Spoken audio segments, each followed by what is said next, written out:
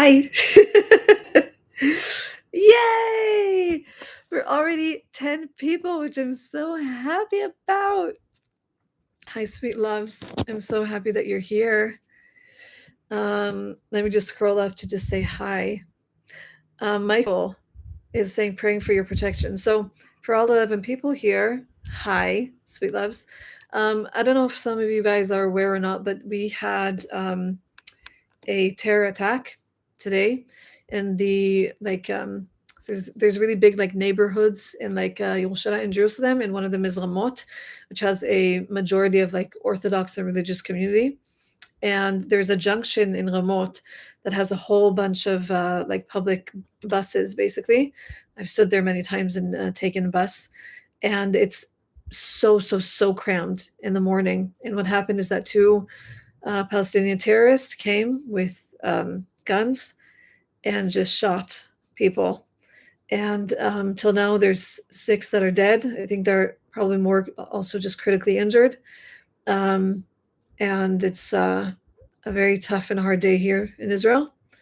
So that has been going on. That went on in the morning, and so it's been very heartbreaking. Some of you guys sent, questions asking if I was okay. So I just wanted to say thank you for that. I am okay. It's just, it's just very, very, very heartbreaking.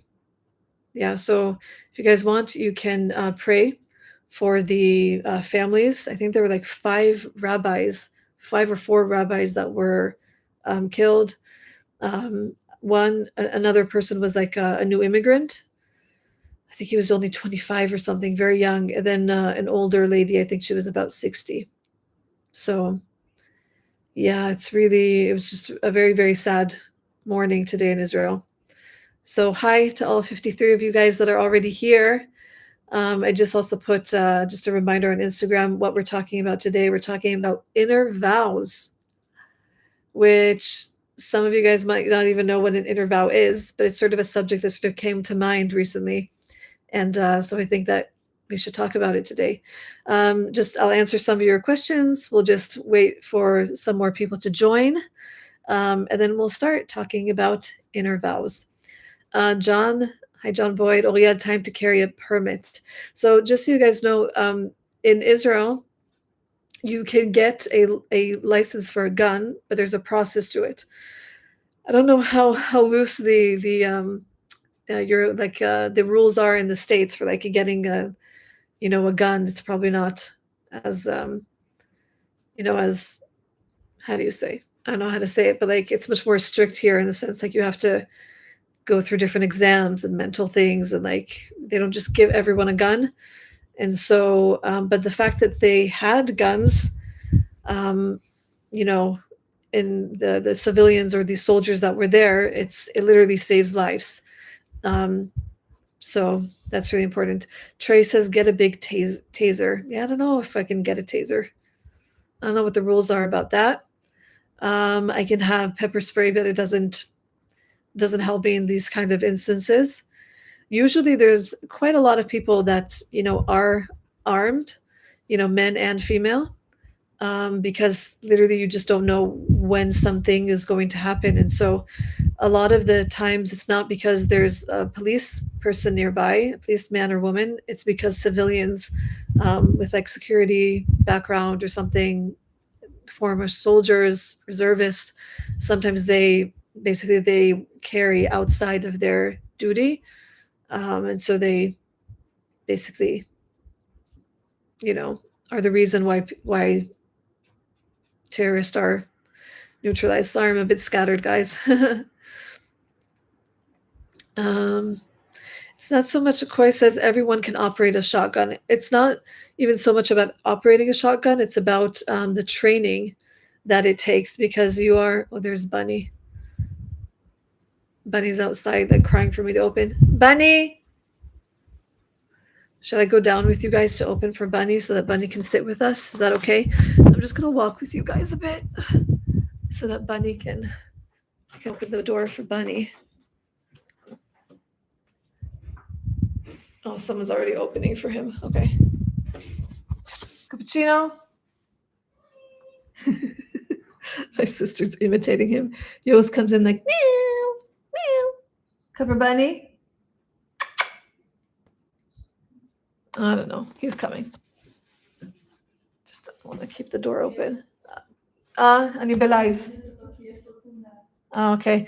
I think my sister is feeding him tuna, and so he's taking his time. He's definitely a cat with an agenda. Okay. He'll come in a second, and we can oh, actually, I don't have snacks for Bunny. I don't have snacks for Bunny. Maybe we can feed him tuna when we're downstairs again. Anyway, sorry guys, just waiting just a moment more for more people to join. We're talking today about inner vows. Just a second ago, we were talking about the terror attack that happened today in Israel. For all 75 viewers that have joined, there was a terror attack that happened today in Ramot Junction, which is basically a really big majority Orthodox and religious neighborhood in Jerusalem. And what happens is that two Palestinian terrorists came and they, with guns, shot at people, and there's 6 that are dead and more that are injured, and it's just very very, very, very sad. And thank you guys so much for praying, and thank you guys so much for caring and asking about me if I was okay. I am okay, just very, very sad for them. Okay guys, let's start by talking about inner vows. So I was watching a video recently, as of today, about inner vows, and I sort of like drew conclusions from this this video. If you want, I'm putting the video here in the chat so that you guys can look at it later. Basically, the things that I am going to reference here, I took the points from this video, but I will say that like I have lived through inner vows, and I just really agree with how this person broke down all of these points. And so I'm basically just going to break down what these things are. What could actually help is just reading your guys' comments.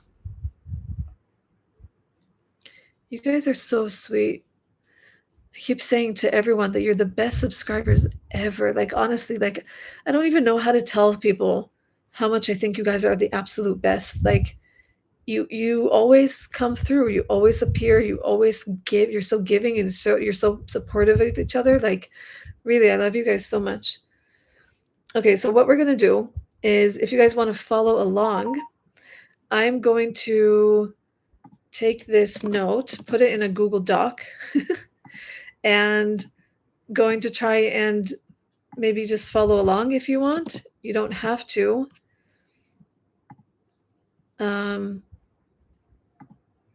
Actually, I'm sort of thinking, how do I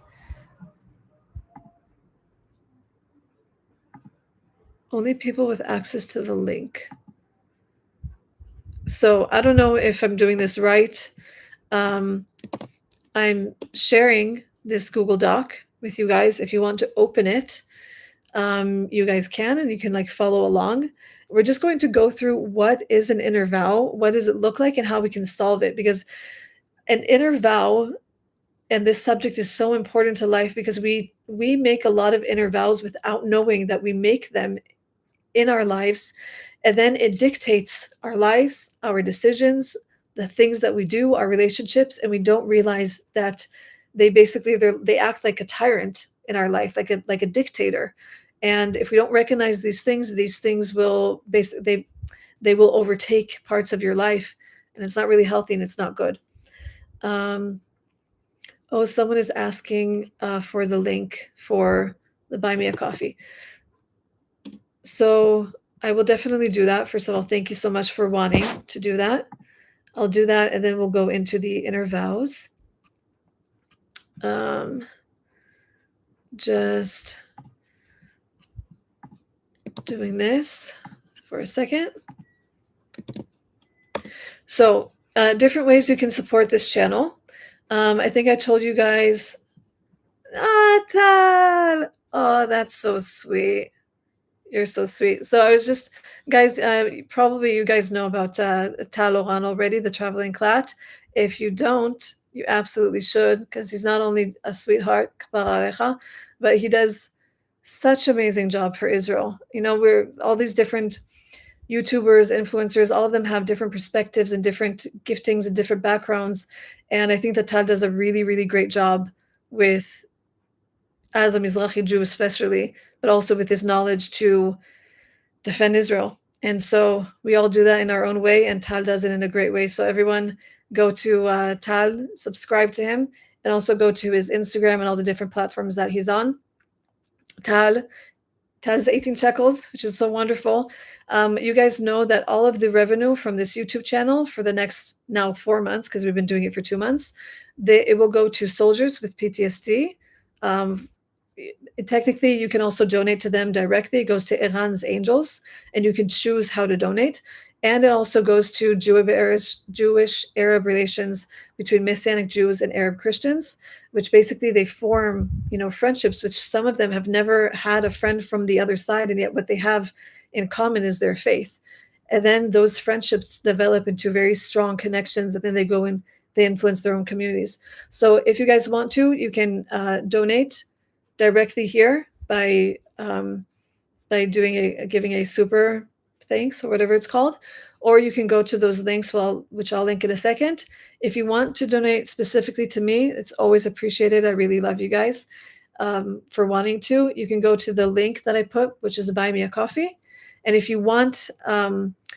YouTube takes like a 30% off of every donation that comes through here. So if you want to actually go to Buy Me a Coffee and donate to those causes, it'll take less than 30%. But just tell me, just say that you want it to go to those specific places. And then at the end of the month, I allocate your amount to those places. So there we go. Okay, guys. So you have the link that I'm going to put here again. What is an inner vow? Okay, so if you guys want, you can open the link that I just put. I'm going to pin it up above. And we're going to define what an inner vow is together. And I'm going to paste it here. Whoopsies. So that you can see it. Okay, let's start. What is an inner vow? An inner vow is a personal resolve or conclusion we can make in our minds and hearts as a reaction to something that happens to us, either consciously or unconsciously. Okay, so let's recap that. Basically, things happen to us in life. Okay, let's just say I was. This is a real life example. Let's just say I was extremely bullied in my childhood, which is true. Okay, I was very, very, very humiliated in this one instance, and so what I come to a conclusion to in my mind, this inner vow, this resolve, is I will never speak up in public again. Okay, because whatever happened to me that got me bullied is because I spoke in public, and then people just the backlash from that went all the classroom on me. And so I came to a conclusion I will never speak out loud again. I'll never speak in public. I'll never speak in the classroom. I'll never raise my voice. I'll never say anything. And so for years, I would quite literally never say anything. I had an opinion. I had an idea. I had something helpful to offer. Nothing. I would just be quiet and I wouldn't ever offer my voice because in my mind, me doing that brings forward backlash. And so that was my conclusion. I will never speak in public. Okay. So it can look like two things. Okay. It can look like I will never or I will always. I will never speak in public again. Or I will always be humiliated if I speak in public. That's just one, sort of example. You guys can now think of your own. Okay. So it can also look like, let's just say you have more siblings than yourself, and let's just say one of your parents favors your brother or sister, and so they'll favor them, and so for some kind of good grade or a talent that they have, and so you say, I will always work to be better than them so that I'll be loved. And so you get the best grades and you work really, really hard on whatever talents you have because you want to be loved by your parent more or at least to the same level as your sibling who you think that they're favoring. Or you can go the opposite direction. You will begrudge them, you'll be bitter, and you'll say, I will never make the effort for people who don't appreciate me for who I am. You see what I'm trying to get at? It can go either way. It's this inner vow becomes a I will always or I will never. And it can go to this place and it can go to that place. And everyone has their sort of inner wiring of how that happens. Okay, so I'm going to read your comments because I was just talking a lot. So, Sister Chick, you've caught the live. I'm so happy about that. Really happy. You guys can go to the link that's pinned above because I'm going according to these sort of like points that we can all follow together. Hamza says, my inner vows to be part of big four charted accounted firm. I'm stick to my vows, but it caused me to waste 2 precious years. Gotcha. Okay, so if I'm understanding, Hamza, your inner vow was to be part of an accountant firm, and you're like, I'm going to make this, right? But it caused you to sort of waste time. So it could be that that's maybe something, and you can correct me if I'm wrong, maybe that's something a bit different. So an inner vow is not necessarily an inner goal. An inner goal looks something like that, right? It says something like, by 5 years from now, I'm going to be, I don't know, the best at something. Um, you know, in 10 years from now, I already want to have these things. Those are goals that we have. It could be that you're calling it a vow because you're like, I promised to myself that I would do this and that. It's probably very similar.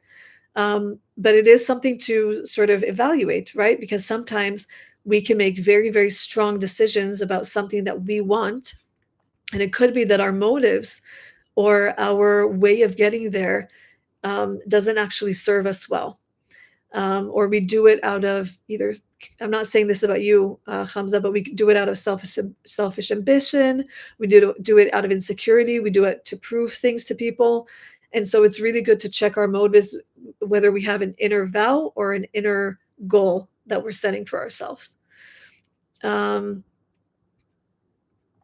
Let's see.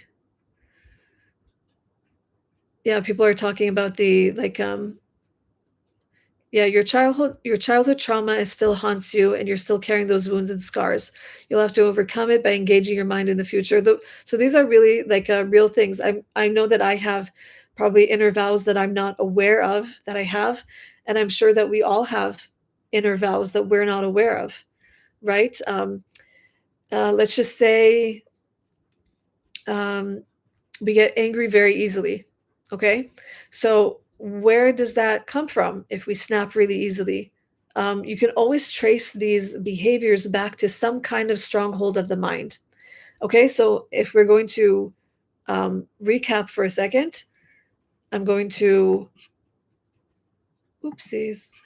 Oh, I get it. Now I have to allow you guys to see. I have to share the request. Maybe I'll change this for a second. Anyone with the link can view. Sorry, guys, because if not, I'm going to be sitting here like taking all of your requests and I can do it in a more easy way. So I'm going to remove this. So look at the new thing that I just pinned. Okay, and that it's up above. And then let's just see if you guys are able to go into it. I'm sorry that I didn't notice that. There we go. Okay, guys, I don't know if you guys can actually touch this thing and change things. Please try not to. I'm sharing this with you guys as my notes for this time. So even if you can edit things, just don't edit because we're not trying to edit anything. We're just trying to go through this. Okay. Perfect. You guys can get on it. Wonderful. Okay. Oh, you need a request to edit. Okay, cool. So, Abhinav, hi. So you say, for me, the strongest inner vow I made was after coming to Christ in college. I promised myself I wouldn't let the wrong people close again. That decision still shapes me today.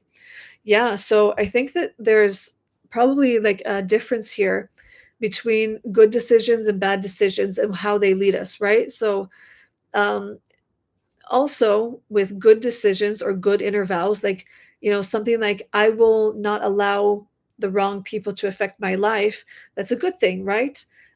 We can also, the flip side of that is that we become too suspicious, too cautious, too closed off, right? So there's like a good side to things and there's a bad side to things. So let's, if we're looking at it together, let's read again what an inner vow is, okay? An inner vow is a personal resolve or conclusion we make in our minds and hearts as a reaction to something that happens to us either consciously or unconsciously. Now, we'll talk about the conscious or unconscious part in a second. What does an inner vow sound like? An inner vow sounds like, I will never, or I will always. Okay, so for example, um, hi, Gabriel, so happy that you're here. So, for example, I will never allow them to hurt me again. That's something that I've done in the past a lot. I will never be humiliated again. I will never be this vulnerable or open up again. You guys can fill in the blank of what your I will never looks like. And it can always look like an I will always. So, what is an I will always? I will always be alone. That's something that I struggle with, that I feel like I will always be alone. I will always be abandoned, or I will always be rejected. I will always be unloved. I will always be unchosen. I will always be weak. I will always be whatever. Okay. You guys can fill in the blank in your life. This affects our decisions in ways that we will come to that conclusion, and that conclusion and that decision will then guide our steps. Okay, it affects our relationships, it affects our decisions, even to the point of like what career I will choose, right? So, like, if I never overcame my inner vow, which is I will never speak in public again, okay, I wouldn't be doing this with you guys now because I wouldn't be able to, right? I would say the backlash will be too much. I'm not ever willing to be humiliated again. I'm too afraid of this humiliation. I will never speak in public again. And if I let that actually happen, I would not have this YouTube channel. I wouldn't be speaking to you guys. I wouldn't be a field reporter. I wouldn't have any type of influence, right? And so it's really, really important to have some accountability within yourself and do some soul searching, right? Because we oftentimes don't really realize, or we're not as aware as to why we do the things that we do, why we decide to here or to there, even to the point of like what apartment I live in and why I live in the bottom floor and not on the top floor.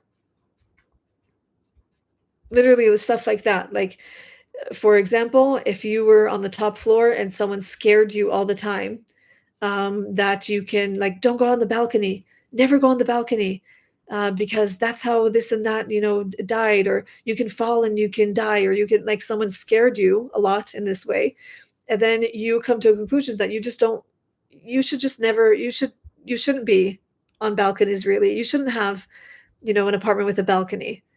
Literally stuff like that. They're so, so, so small, but we make these inner vows of the things that we're going to do or not going to do based on those types of events. We're scared into those types of events. We're forced into different types of events. Some things are out of our control. And so, literally think about it that way. Someone could say, like, but why? Like, you can have such a nice balcony with a nice view. And you're like, no, I'm afraid of heights. Why are you afraid of heights?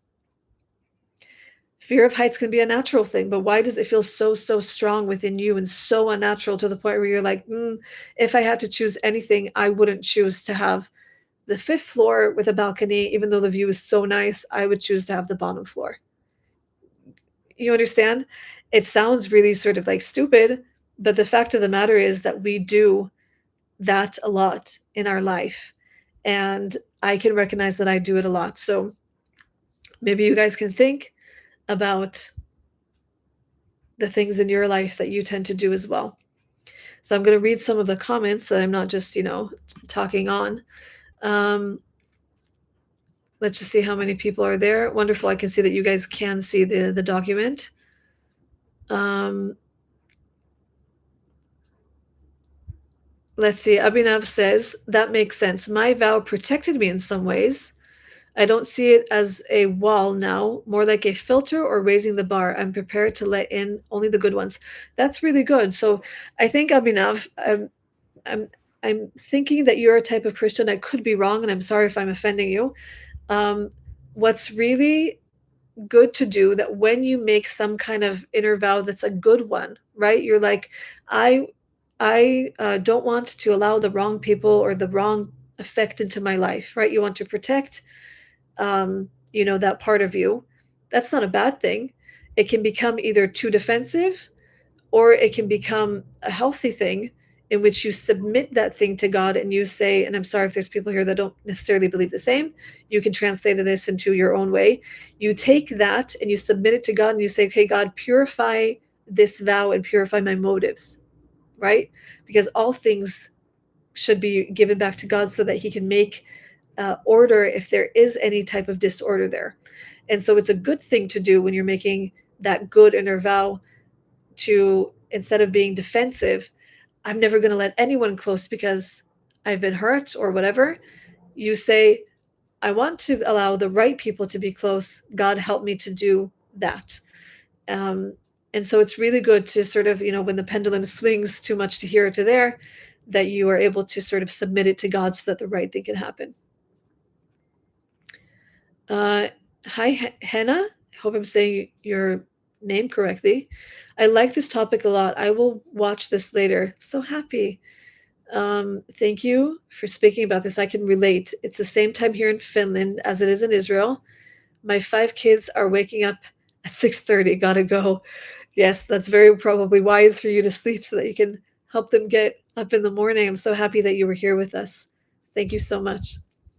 Martina, yay! Guys, we have another donation that will go to, all the victims and fallen soldiers. Thank you so much for that, Martina. Martina says, I'm trying to always be true to myself, never again giving in to pressure from the outside for Israel and for all the victims of fallen soldiers. Thank you so much, Martina. Thank you to you and to Tal, the traveling clad. By the way, if you guys want, please go to Tal's. Also Kiran Kumar. Thank you. Continue spreading the love and kindness. Thank you, Kiran. That is so kind of you. Thank you so very much. I really appreciate that. And also thank you to all of the 83 people here. I'm so happy that you guys are here. Feel free to go to Taloran, the traveling clat. He has such great content. Honestly, I really appreciate everything he does for Israel, and everything that you guys are doing, because you guys and your donations really matter. I love water. Okay, guys. Moving forward. So we've established what an inner vow actually is. We've established what it sounds like. It can be a I will never or I will always. And then we've given examples, right? I will never allow them to hurt me again, or I will always be alone, and how that affects our decision making. Okay. What can this result in? In actuality, it can result in a hardened heart. Actually, for those of you that aren't really on the document, let me just, if I can, let's see if this is too long. I'll put this in, oopsies. Maybe this is too much text. It only allows for a certain amount of, let's do 2 at a time. I'll take 2 of these points and we'll just go through them 2 at a time. Okay. So what does this result in? Okay. It can look like a hardened heart, which is emotionally cold or apathetic, right? What happens when we're hurt? Oftentimes we say, I'm not going to let that happen again. I'm not going to ever let that hurt me again. And so we harden our heart. So we don't have a soft heart and we become emotionally cold, distant, and apathetic. So we don't really feel the emotions of others because we're trying to protect ourselves, right? This is a defense mechanism. What is another thing that we do? We withdraw from people. I know that I've done this quite a lot. We isolate or we push people away. Something that I tend to do as a person that has been rejected a lot in life is that I would come to a conclusion that people don't want to see me.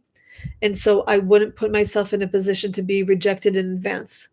So if I knew that we were a group of people and then people would maybe go after that for a bite to eat, I would think they're not going to invite me and I don't want to be, rejected on the spot of like walking away while everyone else is going to eat. I might as well not go at all. So I would isolate myself because I didn't want to be in a position in which I would be rejected.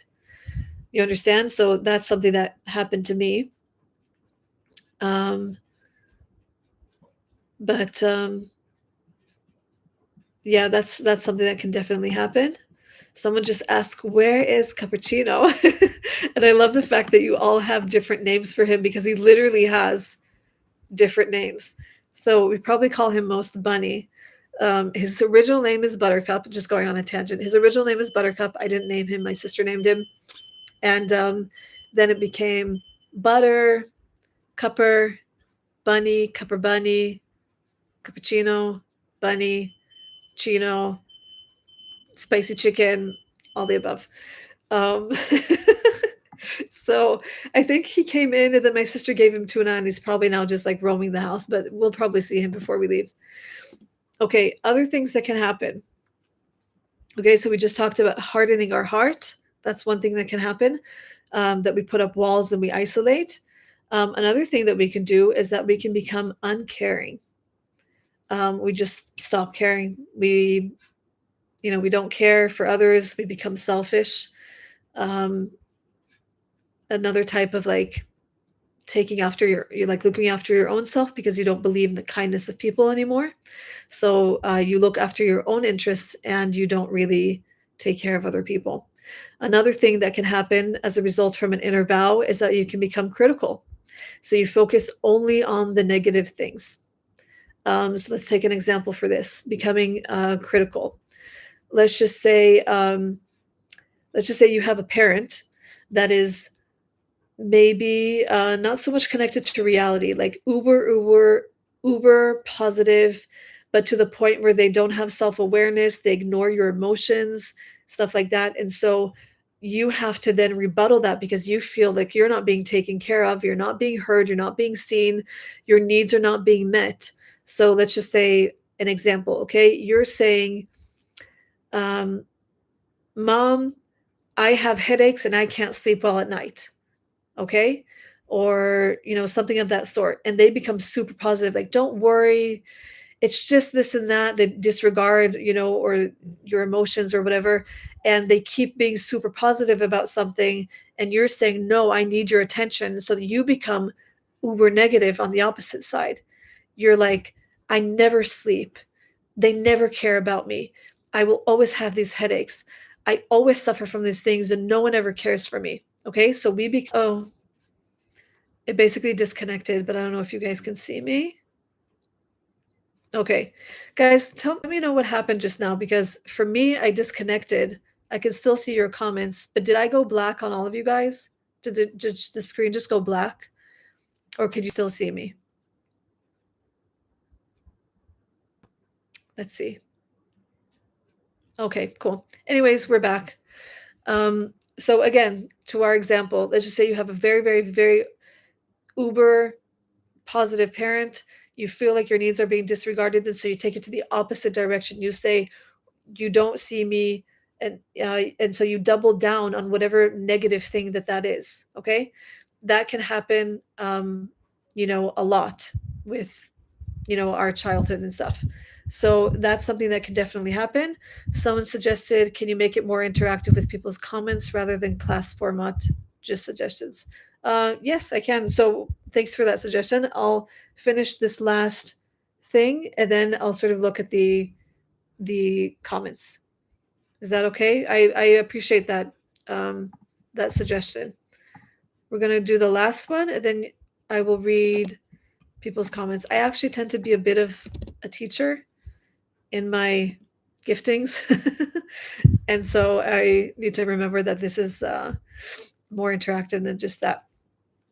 Okay, so the last thing, and then we'll go over some of your comments, is not able to cry or show emotions, or numbness, or feeling unloved. This often happens with, when we come to an inner vow, is that, let's just say, um, you were vulnerable and you cried as a child or as a teenager, and someone who was an authority figure said, "Stop crying, only boys cry," or, "What the F is wrong with you? Like, why are you so weak?" And you come to a conclusion that crying is bad. Crying is a big no no. We don't do this in our family. We don't do this because people will think that we're weak and they'll take advantage of us. And so we basically take all of our emotions and we stuff them in. And if we're ever sad, we don't show that we're sad. We don't ask for help. And that anything that you stuff on the inside, it results in emotional numbness, right? You those feelings are so big that sometimes you don't feel anything anymore because you don't deal with that. And oftentimes that closes the door to us feeling loved. So people that often feel unloved, it is often because what you don't have, you can't give, right? That's a very, very real thing.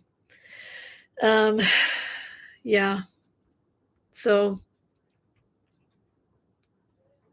anyways, those are my perspectives as of right now, and we'll go over the rest of them in a second. Let's I take your advice. Let's take time to read your comments. So I'm going to go up and see before I froze. I see a lot of people saying that they've been praying for me, so thank you so much. Jesse says, the inner vow is more comical, but I made a joke that if I'm not married by the time I turn 30, I'm never getting married. Well, I am now 33 and ended up getting married at 29. Well, Jesse, that worked for you. I wish that would have worked for me. I'm 34, still not married. Yeah. But yeah, that's something that we can do. We can make a conclusion like if I'm not married by a certain point, then there might be something wrong with me. And there could be nothing wrong with you. It's just that's not something that happened, you know? Let's see. Charles says that you're always praying. Thank you so much, Charles. Wow. Unknown is Nick from Australia. Hi. You're currently at work, so you're saying hello. You might not be watching me still, but I want to say hello, Nick. Thank you so much for that. So Gabriel says, interesting. As it happens, this is kind of my field, being an organizational psychologist. That's so cool, Gabriel. You're not using the specific language, but your description of those particular situations is very accurate. Yes. So guys, I'm not a psychologist or not an organizational psychologist like Gabriel. I don't purport to be a psychologist. I'm just a person that has gone through quite a lot in my 34 years and I have quite a lot of experience, unfortunately, with inner vows in my own life and what I needed to do to sort of help myself get out of that situation. And this is something I think that, for the 77 people that are here, we can all relate to this. We all come to conclusions in our lives that guide us. And inner vows is something we do a lot. Almost Heaven, West Virginia. Hi. Abhinav says, I feel like vows and self-protection should go hand in hand. For me, the scripture I held on to was be sober, be vigilant. And it helped me about not letting the wrong people in. Yeah, that's really cool. I like it. I'm sure there's people here from different faith backgrounds. I happen to be a Messianic Jew, so I'm a Bible-believing person, so Old Testament and New Testament. And it's really good, I think, to take like safety measures within your inner vows, right? So, like if I make an inner vow, what are the guidelines to this? is this inner vow helping me or is it detrimental for me? Um, does it bear good fruit or bad fruit? Those are really good questions to ask. And I think that what you did, Abhinav, was really smart because you're like, um, how do I make sure that I am safe within this vow that I made? So that's really, really important. Let's see. I'm going to scroll down now.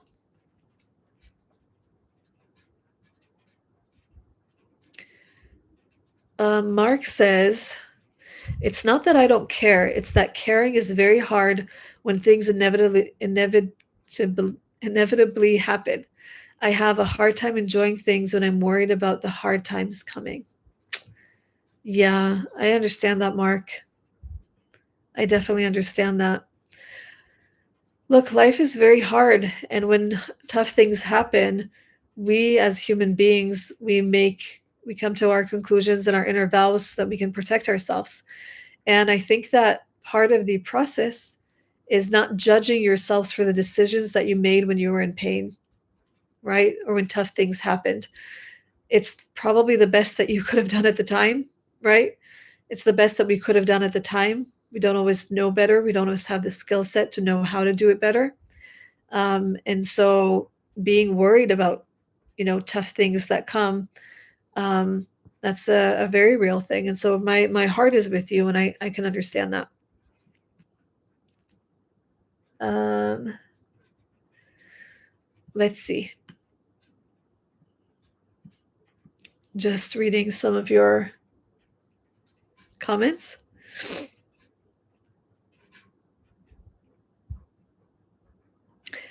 Joel says, "Thank you so much. I am in recovery in past couple weeks because of the one talking now." Sorry, I don't really maybe I missed some of your comments above. "I'm sober for 5 days and tonight going to fellowship for first time in years." Oh, wow. Joel, that is amazing. Joel, are you the person that you put on Facebook that you shared one of the YouTube videos and you said that is that you?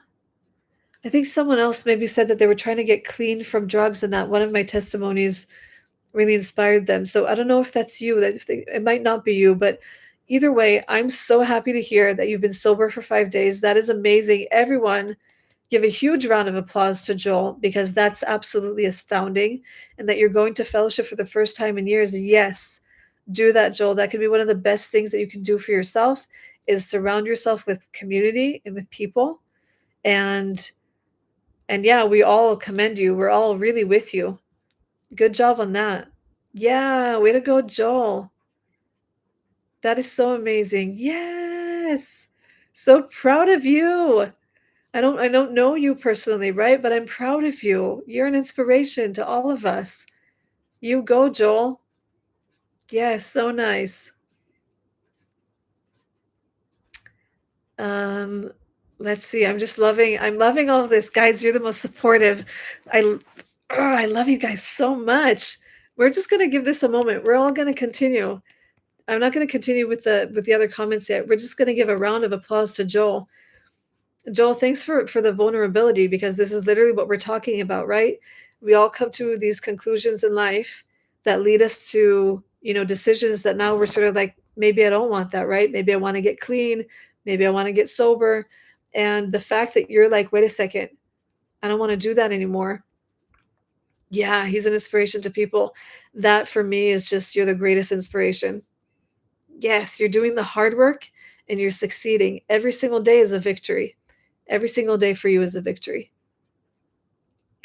Yeah, Joel says it's all about your heart, light, and honestly obedience to Abba. Yeah, it is. It's exactly what you're doing. Exactly that. Wow. It's amazing, guys. You're the best community ever. How you're supporting each other. Salty Dog from Jerusalem. Hi. It's nice to have you here. Chosen says, Joel, happy for you. It's not easy to overcome. It's literally a fight for you, and you are winning. Yes. Guys, this is amazing. This is why we have this channel.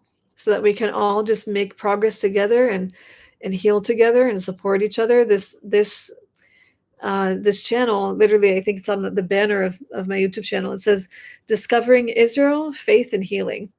And it doesn't necessarily mean that we all have one of those things. We can have two of those things and not one, but you can join for whatever part of that you want. So, Joel, we're giving you a huge, huge hug and a high five, and we're looking forward to just seeing your progress. If you ever want to share more, I'm sure that more people would love to just encourage you on this journey.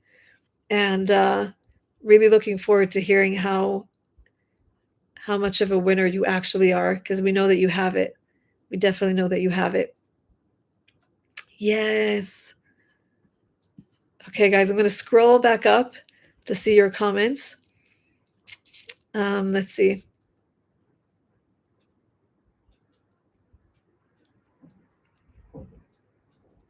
I think everyone has a different sort of like idea of how we should do this live.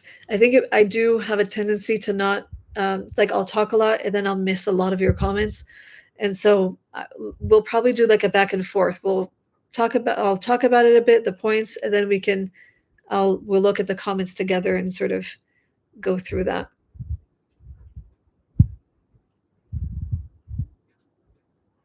This is so amazing, guys. I'm just reading more of your comments for Joel. Yes, I love this. Yes. Okay, that's so wonderful. Okay, guys, we're gonna continue with the notes and ask ourselves a super important question. Okay, um, this is our question. Okay, what happens when I misspelled that? What happens when wounds are not dealt with in a proper or mature manner? Okay, so oftentimes, what happens is that we will make these inner vows when we're in a vulnerable place in life. Doesn't necessarily have to be when we're a child or a teenager, right? We can make as adults inner vows that can affect us nonetheless. And what happens when we don't have the skill sets? We don't have the support, the community around us to help us. What happens if we don't have the maturity? Um, what happens if life is too overwhelming for us to know how to deal with it in the proper way? What happens? What happens when these wounds in our life, they go unsolved? And these are just a few of those things that I came to a conclusion to, and you guys can give me your perspective on what what can happen, or what has happened to you when you realize that you didn't deal with your inner vows and they sort of controlled you. So one thing that can happen with inner vows is that they can quite literally cause physical sickness. Okay, that might be sort of weird to some people, but think of the fact that a lot of illnesses are quite literally related to mental illness. The fatigue that puts on our body. You can have mental breakdowns. You can suffer from insomnia, your gut health, nausea, migraines, autoimmune diseases, fibromyalgia. All these things are things of outside stress that can be internalized. That doesn't mean every migraine has to do with an inner vow. It doesn't mean that all these things have to do with, every sickness has to do with those things, but it can cause our bodies to react, because whatever is stored inside, right, our soul, it's contained inside of this little vessel of ours, this body, and that can really affect our psyche. It can affect our sleep. It can affect a lot of things. So one thing is our physical illness, right? Another thing is, of course, mental illness, stress, and anxiety, and it can result in broken relationships. We can self-sabotage, and we can do things that cause us to fail, like we'll be impulsive or knee-jerk reactions, and that can cause our careers to tank. It can cause people not to trust us because we're too impulsive. Um, we can literally be on an upward trajectory in our career, and then because of one of those inner vows that we take, um, things sort of collapse, and then it takes us a long time to rebuild. And so that can we will continue to reap the results of what we don't deal with. Um, so that can happen a lot. Let's react to this, guys. What have you found have been the results in your life when you haven't dealt with those wounds and you keep on acting on that inner vow? Very curious to see. These are really deep questions. Guys, I just want to check something real quick on my Instagram to see if anyone responded in any kind of way to this live. I want to see if anyone is here from there and clicked the link.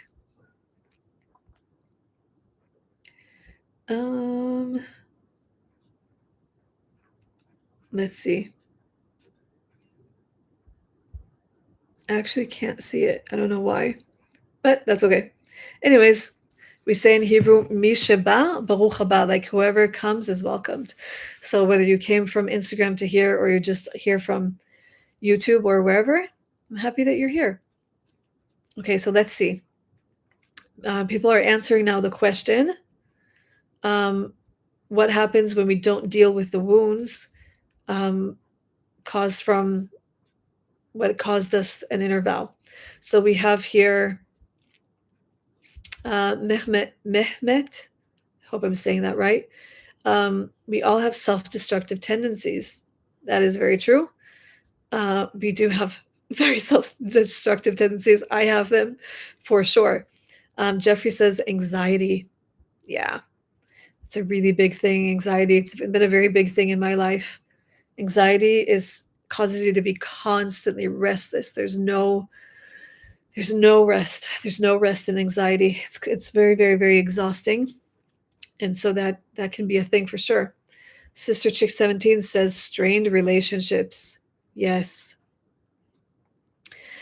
I want to address that one, Sister Chick. Not necessarily pertaining to you. I don't know your life, but what can often happen is if we have a very stubborn parent, like a very unrepentant parent, that they might make mistakes or do really bad things and they don't ever regret them, we will come to an inner vow that sounds like I will never be like my dad.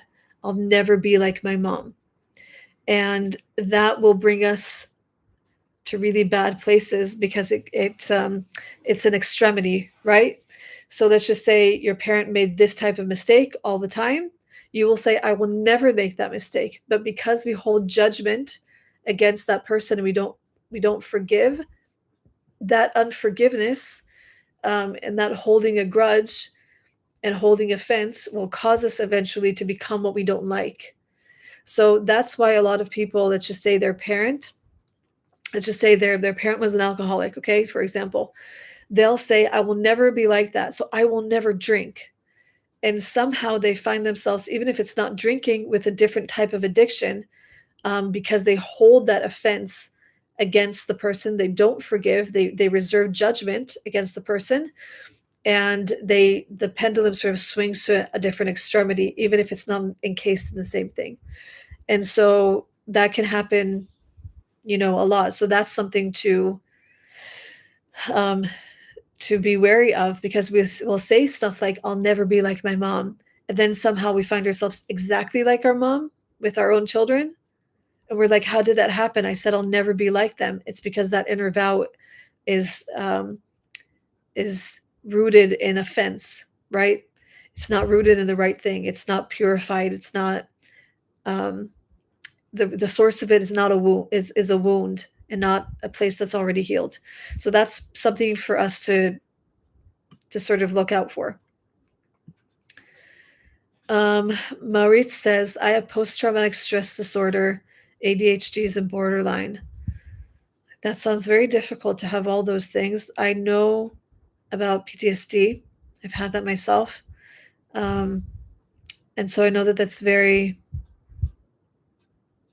difficult. Are you saying that, Marit's, in relation to like inner vows? Can you see how that sort of affects your life to become those things? Or are you saying that you have those things? I'm interested. Abhinav says, "Oh yeah, with all you described, you're basically reading my old diary out loud right now." I guess we're all in the same boat, right? Um, Michal, hi Michal. It makes me wonder what it may be doing in my body physically that I'm not aware of. It's a really good question. Yeah. A way to sort of recognize it is to sort of look at your thought life. Your thought life will reveal a lot about the inner vows that you make. So, for example, if you find yourself arguing in your head, okay? You had a certain situation and you can't let go of it, and you're arguing in your head with that person or people or situation that happened, and you can't let go. And in this sort of scenario that you're creating in your head, you're always trying to win. You're always trying to come out on top because you felt like you lost that argument or you were undermined.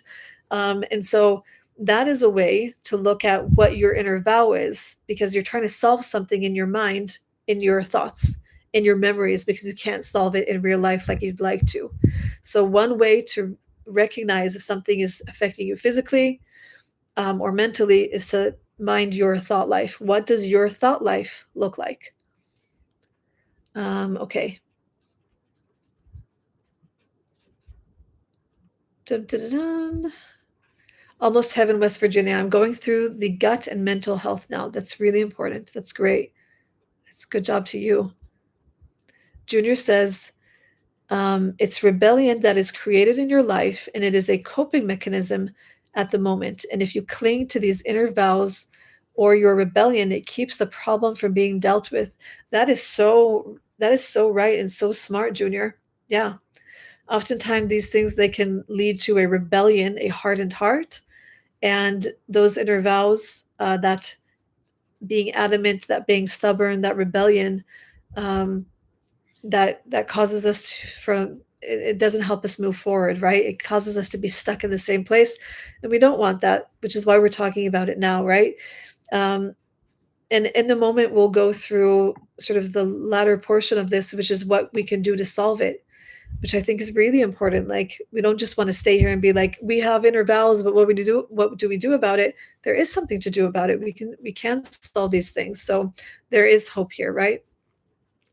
um, Coy Wood says, "Judgment and righteousness will wash away all excrements." hmm Tiffany S. Hi, Tiffany. Tiffany says, "I have become resentful towards the one that hurt me." I completely understand that. Yeah, that's a very hard thing.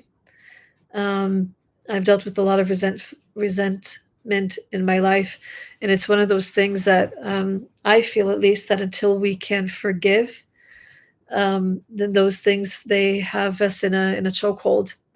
It's literally, I think that unforgiveness does this to a person. It just literally holds you like this, and you can't breathe. It's just, it's all consuming, and it steals every piece of joy in your life when you have resentment. And so I'm hoping, Tiffany, that that that there will be a way for you to solve this, even if the person never regrets or never repents or never asks for forgiveness, even if there's never ever reconciliation. And also, one of the things that's important to do is like, what's my part in it, right? I'm not in any judgment against you, Tiffany, but I think that one of the things that has helped me is when I would just, if I couldn't solve it with that person, I would first and foremost solve me. I would take responsibility for whatever my part in whatever that was, even if it's just a weakness. You know what I mean? Even if you didn't mean for something, or even if it was really truly them, but I didn't deal with it well. Um, I think that that's really important, because you can only do so much. If you can't solve it with them, at least solve it with you, or solve it between you and yourself. You know, sometimes also writing a letter to that person that you never send. One letter can be all the emotions that you just get out. It doesn't have to look beautiful. It can look messy. It can look ugly. It can look like hating their guts. It can look like all the things that you feel, and are real emotions. And then the second letter that you write is basically you trying to solve that and forgive. And you might have to do that a few times, but it's very helpful to release those emotions when there's no other side to resolve it with. Hope I'm not giving too much unsolicited advice. I'm just saying what I've done throughout the years that has helped me. The double-edged sword says battle to trust partners again. Yeah. It's very hard once trust is broken to sort of redeem that and build that again if ever. And yeah, it can cause like a barrier, a wall between people for sure. Petra Jensen. Petra, I love your name. One of my best friends' name is Petra, but I don't call her Petra anymore. I call her baby. It's a beautiful name, Petra. Petra Jansen says, "Thank you for this topic. It makes me see my one vows. As a child, I often was not allowed to join with my classmates. Even now, I still think I'm only uh, something tolerated. Sorry, I'm only something, but not able to really join." Yeah, that's really tough. I don't know what happened that you weren't allowed to join your classmates, but being socially rejected or being an outcast or being not chosen, that's really difficult. I feel that. I really feel that. I had an instance. So, for example, I was really good at sports when I was a kid, like exceptionally good. And I would get chosen for things only when it was in sports.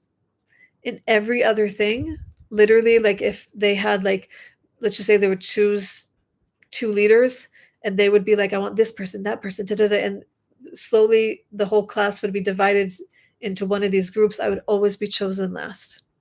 Quite literally, I would wait there and I would be chosen last. And that would happen very, very often, unless it was for something sports related. That was the only time when I was needed. It's because they wanted to win. It's not because they wanted me.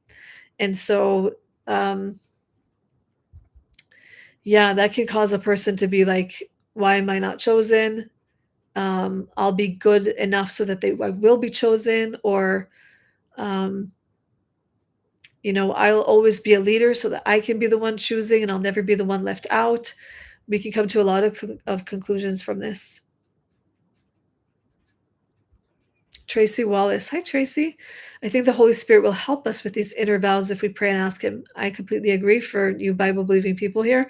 We're going to go through what we can do both as either secular people that don't have the faith of the Bible and of also of people of faith.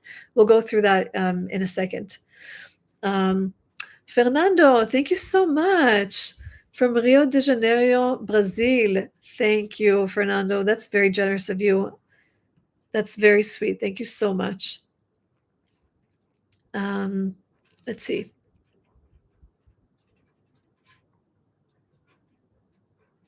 Huh. Stephen Combs, you tried to buy me a coffee 3 times and it wouldn't work. Okay.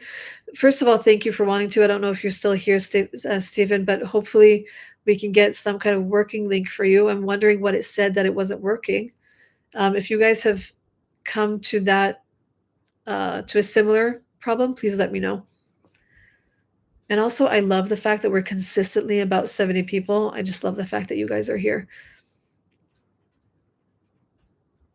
Tara says, I ended up getting seriously ill from working so much overtime. My inner vow was, I'll never let myself fail again like I did in my first job. I'll outwork everyone to succeed. That's a perfect example, Tara. Wow. Yeah, that's a very real one. Let's go over that one again. You said you ended up seriously ill from working so much overtime. Okay, so this is literally the result, right? Your inner vow was this: I'll never let myself fail again. That's the inner vow. I'll never let myself fail again. Like what? Like in my first job. And what am I going to do? I'll outwork everyone to succeed, to the point where you overworked so much that you became seriously ill. That's a perfect example. Thanks for being vulnerable to share that, Tara. I don't know where you are with that now, if you've recovered from that illness with rest, but thanks for sharing that. I hope that you're doing better now.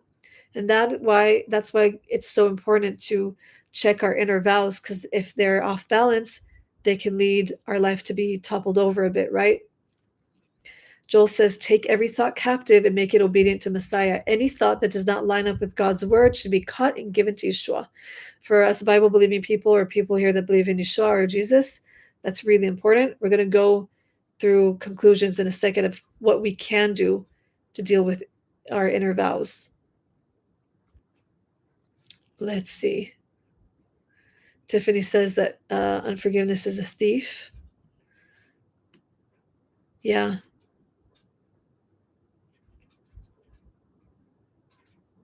Maurit says, I just told another man a lot of stuff that my parents did to me when I was a child.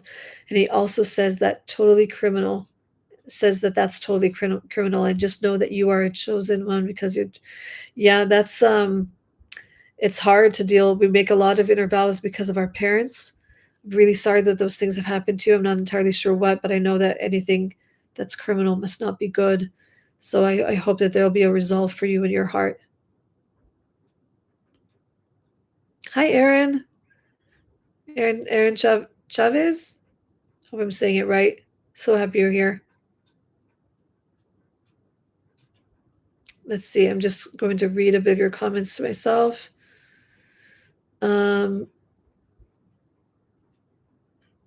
Salty Dog says, hey, Oriel, I'm actually giving some lectures on Lashon Hara.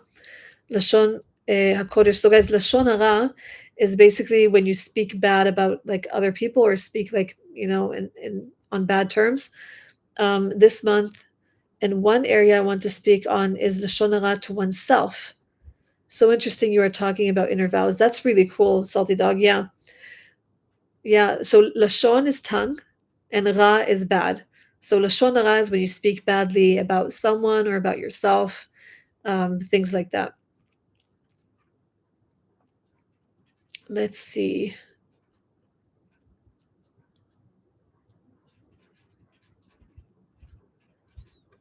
You guys are so wonderful. Okay, so let's see what we can actually do about these inner vows. How do we address them? Because I'm a very big believer of what you don't deal with will deal with you. Okay, I'll say that again for the people in the back.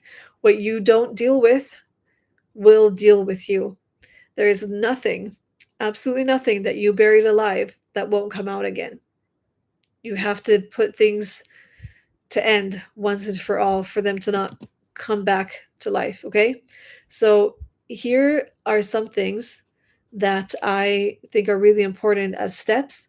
I'm speaking as both a person who understands that there are secular people here, or people are of different faiths. So there's different ways to look at what I'm saying, both as either a Bible believing person or a non-Bible believing person. So you guys can take whatever part of it you like. Okay. The first part that I believe is important is quite literally self awareness. What you're not aware of, you can't address, right? Um, we all have what I would call blind spots in our lives. I know that I have them. Actually, I was having a conversation with someone. We were just in a car somewhere, and the person asked me like about their nature, and like who they are, like if I understood their question correctly, like who they are in my eyes. And so I honestly told them about what I thought about their nature, the really great sides of them, and the parts of them that were maybe a bit unhealed or a bit challenging for their own lives. And I was able to say those things because I trust that our friendship can handle me saying both the positive and the negative, with a lot of grace and with a lot of love, because we all have blind spots, right? I really believe in friendships and in life, our relationships, that iron sharpens iron, right? If we have a close relationship with a person that we trust to sharpen us, to help us see our blind spots, that's a really big blessing. And then I told that person too, like, now do me, like, tell me what you see my nature as, and also tell me my weaknesses. I'm willing to hear what this person thinks my blind spots are, because I trust this person won't judge me. I trust that they are gracious and kind towards me. They're patient towards me. They accept me as I am right now with all my weaknesses unconditionally. At least I hope so. You understand? And so that's really, really important to be self aware. I'm probably jumping ahead, but it starts with the willingness to want to know. That's probably something that's a bit of a challenge. Um, you need to want to know what these things actually are, because oftentimes we act out in a certain way and we don't even know why we're doing it. So one is self-awareness. The other side of it is, if you're a Bible believing person or a spiritual person, uh, ask God to reveal it to you. Quite literally that. Ask your trusted relationships. Ask God, God, what are my blind spots? You know. Um, so that's I think one of the first steps that we can take. It could be that some of these are in different orders, not necessarily like a 1, 2, 3 kind of step, but just things to help us, right? The second thing is to humble yourself. Ouch.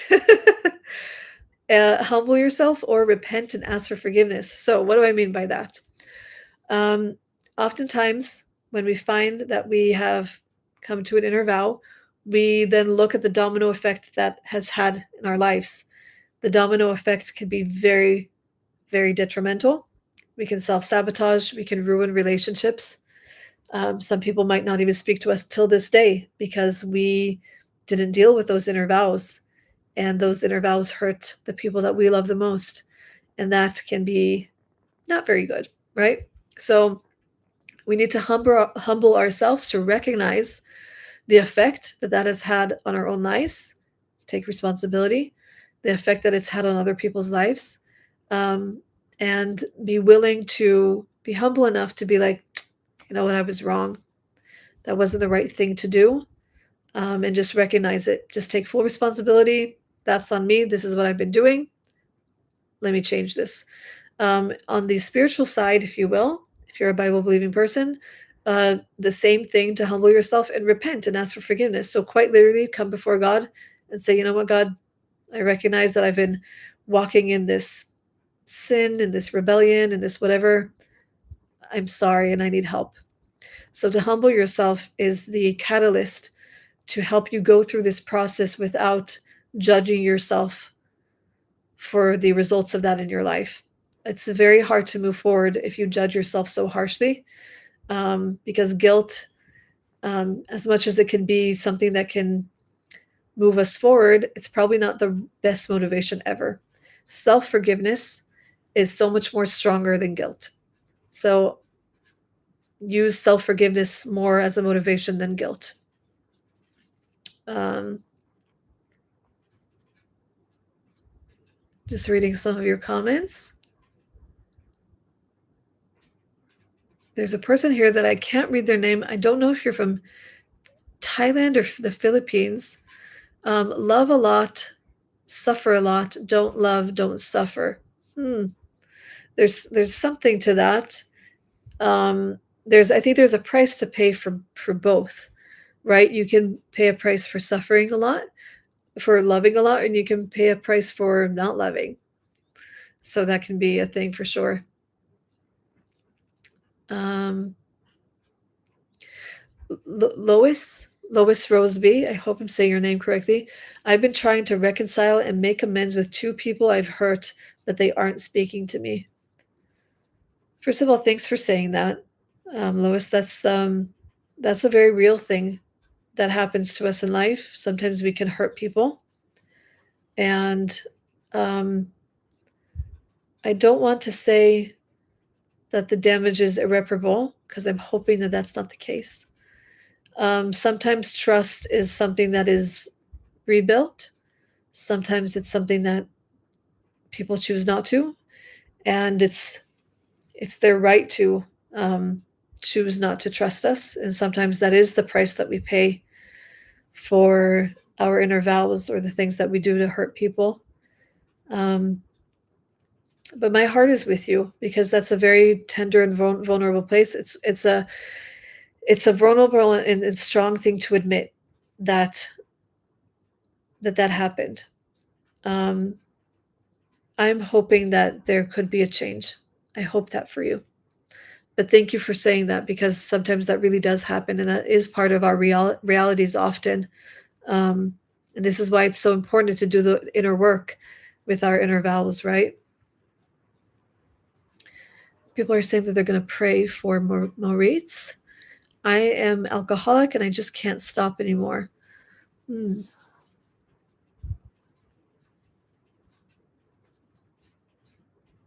Just thinking about you, Moritz. Thank you for saying that.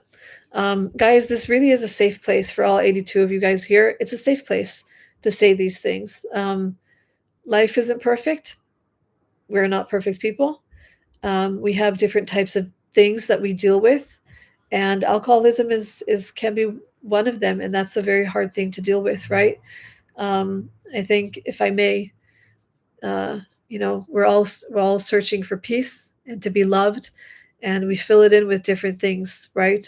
Um, and I'm hoping and praying, if I may, for you, Moritz, that you are able to, if you would like to, that you would be able to stop. Um, I don't know what the background of your faith is, but I know that there is healing in general, and there's healing from addictions. And I know that I've had addictions that I thought that I would always have and would always control me and I would always need. And I quite literally don't have those things anymore. I am a free person. Um, I have done that through um, I have done that through Yeshua, through forgiveness.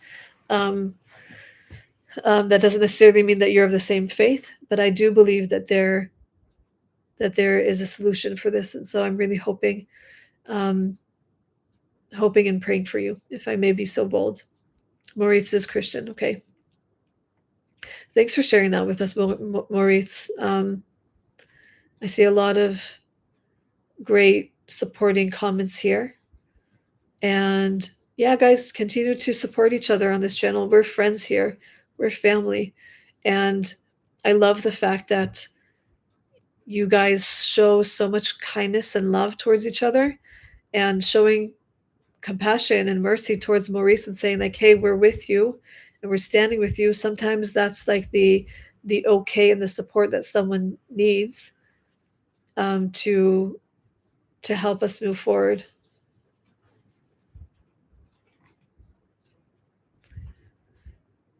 I feel like there's some unhelpful comments here right now. I could give the person the benefit of the doubt. If the person puts another comment of this sort, I'll put the person in timeout, just giving a fair warning. Wide Awake says, Maurice, we are a work in progress. That's true. This place is very safe for everyone to be able to share these types of things with. I'm not able to give, psychological advice. I will never, I'm that is not me. Um, but I can give any type of emotional support, and we support you here, Maurice. And we're just looking forward to um, hearing the good things that are going to happen in your life, and hopefully, if you want to change this, you'll receive the support that you need. So we're standing behind you, Maurice. That's wonderful. You guys are so supporting of each other. I'm going to go to another thing that we can do to address and resolve an inner vow. So here's point number 3. It's sort of simple, but more hard to do. Commitment to healing and renewing your mind. Oh, let me backtrack for a second for Moritz. Moritz says, I was abused so badly as a child. Like, I just want to go home to my mom, but she's not there and I have no home. I also love you all. I'm sorry, Moritz.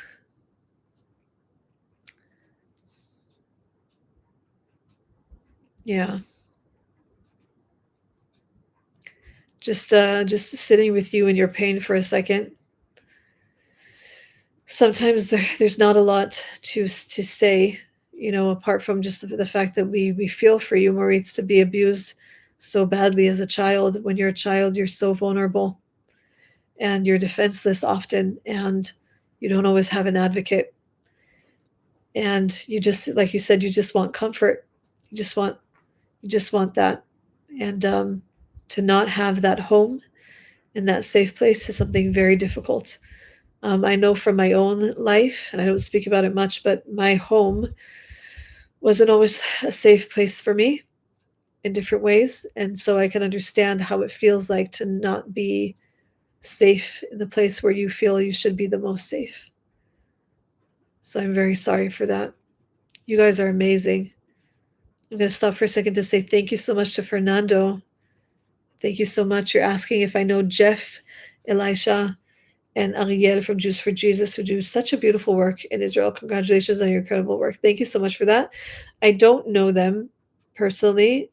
I think Elisha, Lazarus, his dad was my editor at Israel Today. So I have been writing for Israel Today for at least like 3.5 years, and his dad was my editor for a while. So I know his dad, but I don't know them personally. You guys are so amazing, showing Maurice all the love. Yeah, please continue to show him all the love. You really do. You really do deserve it. And I just want to say, I don't know how much it's going to mean coming from me, but I'm really sorry. I'm really sorry for how badly you were abused as a child and that you didn't have that home and feel safe. You didn't deserve that. And I don't know how old you are, but I'm hoping that now, as probably as an adult, that life will show you kindness, and that you will find the healing, that God offers. God is such a spectacular healer. He can do in 2 seconds what you can't do in 20 years. And it's from his grace and not of our own effort that he does it. And so I'm just looking forward to you coming back on the comments and telling us what great healing you've received in life. It's often said about, different addictions, like let's just say alcoholism, that it's the symptom of something, right? It's not the actual issue, if you will, but it stems out of something, right? You guys are amazing. I love how you guys are loving on Maurice. Yeah, saying praying for your sobriety. All things are possible with Yeshua. At group, I will say your name and struggle for group prayer. Yeah, if it's okay with you, Maurice, and um, if there are people here that are praying people of faith, then please do pray for each other. Pray for each other. This is a community that if you are praying people, it's really great to pray for each other. We have Joel that was so brave in sharing with us that he was searching for community and 5 days sober, which is a huge victory. And we're standing behind you. And also the fact, Maurice, that you just shared the fact that are struggling with this.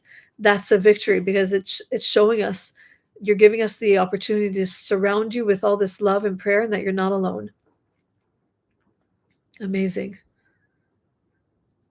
Mehmet says, I got healed from brain tumor, no surgery, prayer. That's amazing. I love that. Yes, God he's a miracle worker. He literally heals the sick. So happy. Prayer works. Absolutely. Absolutely. Maurice is 32. I love you so much. This is the biggest honor I've ever got in my life. Ah, we're the ones honored, Maurice. We're the ones that are honored. Yeah, you are worth fighting for. You are definitely worth fighting for. Everyone send hearts to Maurice. Honestly, it's our honor to be here for you. We're supporting you. Amazing. I'm loving this. Yes. Yes. All the hearts from Michal and Almost Heaven, West Virginia. Wow, you guys are amazing.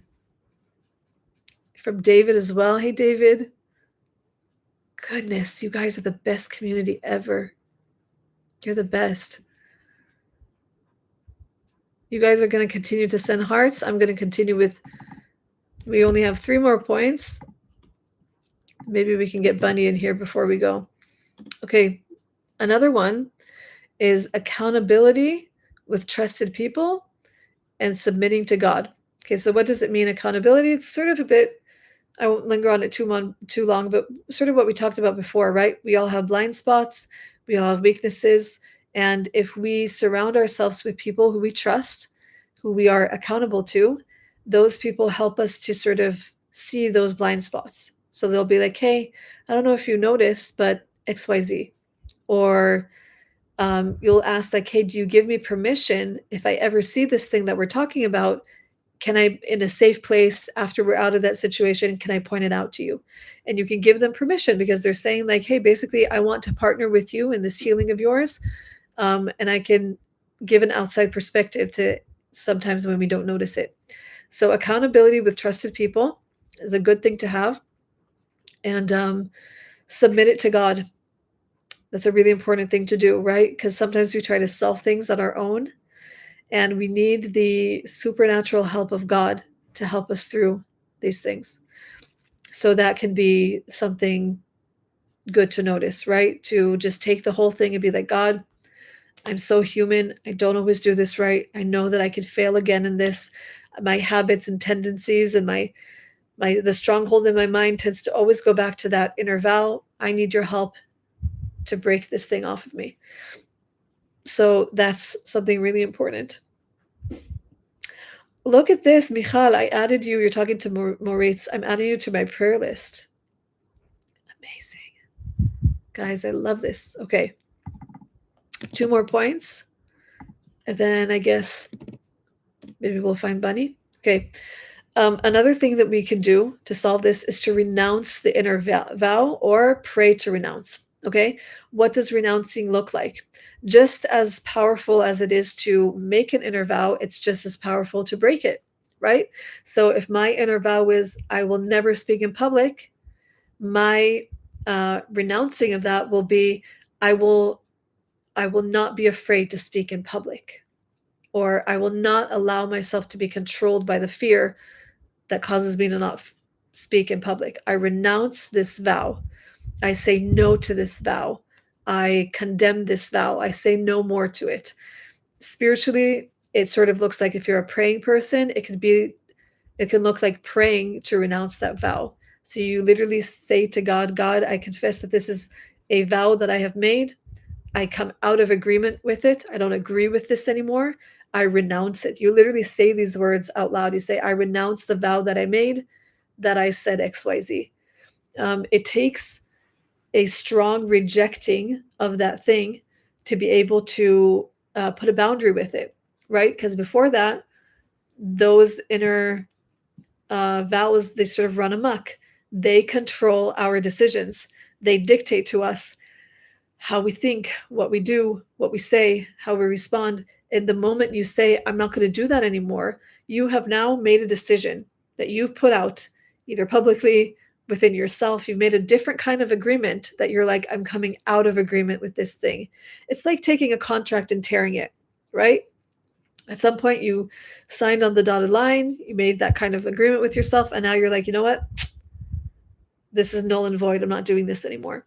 So basically taking those things and saying no more is really important, to put that boundary and saying no. The last thing, and maybe you guys have more points, this is just literally my speaking points, okay? This is, oh, Fernando, thanks again. That's so cool. Do you know Shiloh Ben Hod from Solo Israel? They make really cool praise music. We Brazilians follow their channel, and one for Israel a lot. Yes, I know Shiloh Ben Hod. So just a little background, my mom and their mom have been friends since they were teenagers. And so our families grew up as friends, and I'm still friends with the children. Shiloh is younger than me. I'm more friends with his older sister, Avia. And I worked with one of the older sisters, Odelia. And so,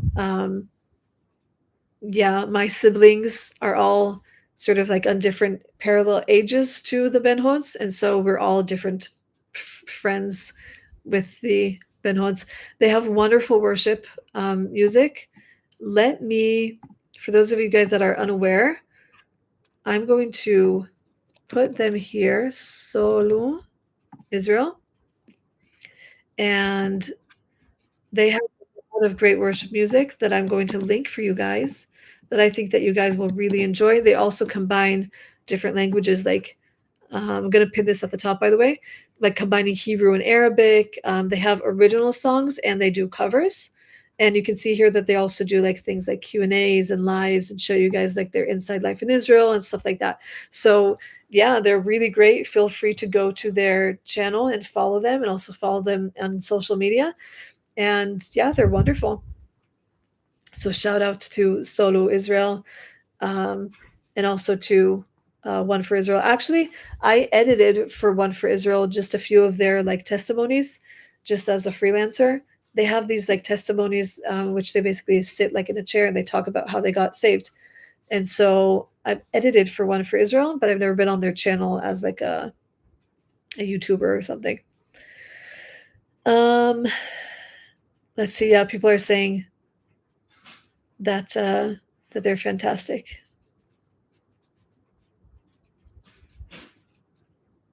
That's so wonderful. I love that people are continuing to pray for Moritz. Um, let's go through the last point so that I don't bore you guys to death because we've been here for like an hour and a half. Okay, the last thing is to seek forgiveness and reconciliation from those who have been hurt by your inner vow. Okay, so this is something that we talked about before, where there was a subscriber friend on this channel that said that there's two people that you're not able to speak with now because of something in the past, right? And sometimes it can affect our relationships. That can really happen. It's a very real thing. Um, it's a very unfortunate thing that can happen to us in life, that our decisions and our mistakes have that domino effect that they affect our relationships, right? And I think the wise thing to do, if you can, once you realize that you have this inner vow that has affected your life and relationships, that you do that process, that you take responsibility, you go through the hard work of taking that responsibility and recognizing that you've caused damage and to humble yourself. Um, it's not necessarily that you have to come completely with the issue resolved to make amends with a person. It can start like, hey, I'm doing a lot of work within myself. I recognize that I have done things that have hurt you. I know that you might not be ready to talk about it now, and I've not gone through the complete process of knowing how to change that. But you should know that I recognize that I've hurt you. I'm now working on changing that thing so that I can be okay with you and not do that to you again. Ta-da! That's a really hard thing to do for us because it causes us to not look at the other side and what they've done. It literally is just taking responsibility for us. This is what I've done. This is what I take responsibility for. And I'm going to try and solve this thing so that my hurt doesn't cause you hurt. So that is, I think, a very important step. Now, thanks, Fernando, again. Yeah, we love Moritz. Love those hearts for Moritz. Um, so yeah, that's I think a really important step to do, because it's not just for other people; it's also for you, right? I think that forgiveness, also self forgiveness, is very important. We can often disappoint ourselves by the decisions that we make, right? Our inner vows, they dictate our lives, and we can be very hard and harsh on ourselves because we realize the damage that we've done to our lives, and we've got literally no one else to blame but ourselves. Like, I made this decision, I've been doing this for a while, I self-sabotaged, I XYZ, you can fill in the blank. And we are very harsh and hard on ourselves because we realize that we did this to ourselves. And part of the healing of being able to retract and change those inner vows is self-forgiveness. That could be one of the hardest things to do. because we're probably not the best at it, at forgiving ourselves. But I think it's very important to do if we want to move forward, because without that forgiveness, we might tend to do the same mistake again. So, yeah. Okay, guys, I've talked your ear off for an hour and a half. Let's respond for these things. Oh, Insightful Nomad. Guys, we have the wonderful Insightful Nomad here on the channel. Insightful Nomad, his name is Alec Pollard. Haven't seen each other for a while. We've only met each other once. He was my first collab, and he was literally the best person to collab with, because I was like not knowing at all how to collab with like I've never done this before, and I was sort of like not really knowing what to do, and he was just a really nice person to me, and nice to me as a Messianic believer, which is not to be taken for granted, because not everyone likes people like me. And he was just so nice and so respectful. So guys, go to Insightful Nomad. He's so smart and so wise. I don't know if you still consider yourself a journalist in the same way, but I know that you used to work for I-24 News. You probably still, I don't know if you still do stuff for them periodically, but yes, of course people know Insightful Nomad. You guys connected us. But all of his content is just great, and all the stuff that he's doing recently with his commentary about things happening in Israel, he's just so smart. So he's literally on the same level as like Tal that was here before, and like Sar TV, Hanania Naftali, if you guys know. So like, it's the best. So go to Insightful Nomad, Alec Pollard, give him a shout out and subscribe, and we're gonna go. It's very dark in my house right now, but we're gonna go search for. Whoa! We're gonna go search for Bunny. 1 second. I don't know if we're gonna find him. I'm whispering because everyone's asleep. It's like almost 1 a.m. here, and I don't know where Bunny is. But we're gonna walk in the house and try and find him.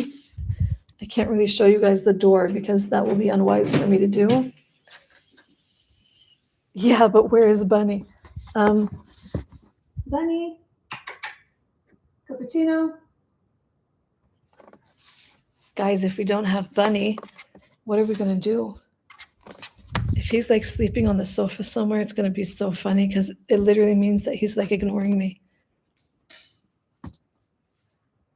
Nope, no Bunny. Guys, this is a challenge. He's an indoor, outdoor cat. And so to find Bunny is like a challenge. Oops, I'm showing you guys my door. Bunny! Guys, I don't know what to do. Oh, you have me. Thanks. He came before, and he came for the tuna, and then he left. Oh, me beep. Okay, do you guys want to see me beep? She's a little scaredy cat. So guys, we have a few cats, and this is me beep. I'm gonna put you guys on the floor, and we're just gonna do this. We somehow always end up on the floor. Me beep. Come here, princess. Okay. Come here, pumpkin. Wait a second. Come here, Princess Pumpkin. Me Beep. Hey, Me Beep. So this is Me Beep, aka Princess Pumpkin. She is my sister's cat. Come here. And she's like really pretty. She's a little kebab. Okay. She's like not wanting to stay. She's very curious about this computer. Are you just curious about the computer, Me Beep? We have a lot of cats. Hi. Oh, you're so sweet, Me Beep. Anyways, you just got to meet Me Beep. Me Beep is my sister's cat. Guys, I don't know how I end up on the floor every single time with these cats, but here we are. There might be other cats around. Maybe I can find them. Yeah, Princess Pumpkin. Princess Pumpkin always like, she just meow, meow. She does this really like funny meows. But yeah, she's just a little kebab, and she's like very spoiled and very just like, she's cute. Princess Pumpkin. I don't know where Bunny is. Do you guys want to meet Dexter? AKA Dexty Boy.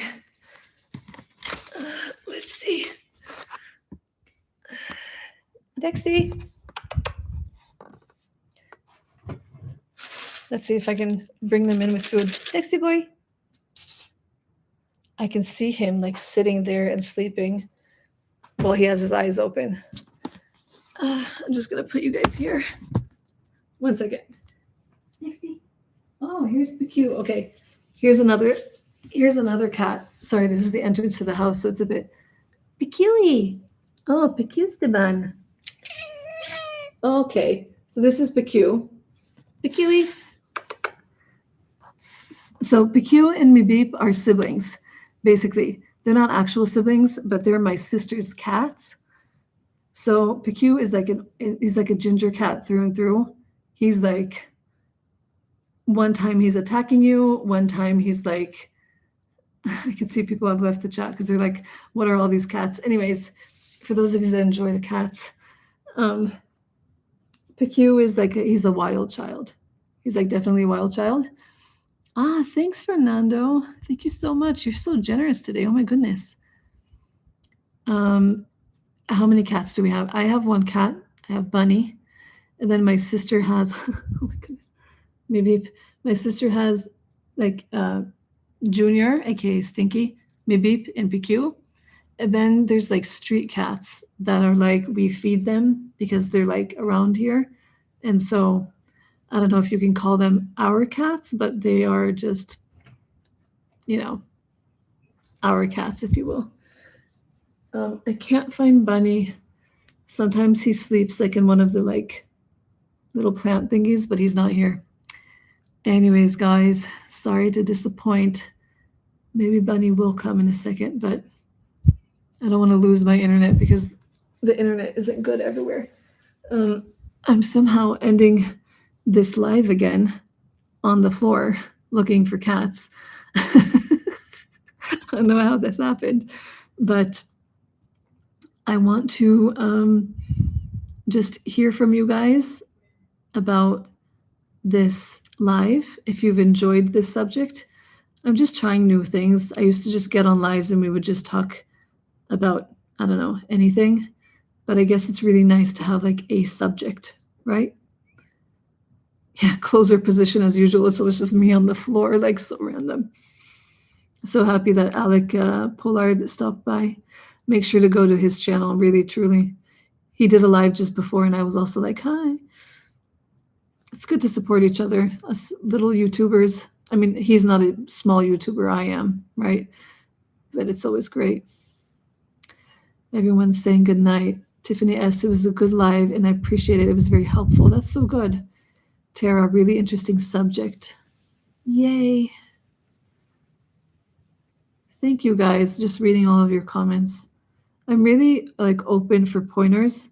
Someone said before that I felt more like a class and like less interaction because I wasn't reading comments, and I'm very open to hearing stuff like that because the whole point of this is interaction, right? Yeah, I love this. People are saying Laila Tov. In Hebrew, Laila is a crazy cat lady, yeah. Laila is night and Tov is good, so it's saying good night.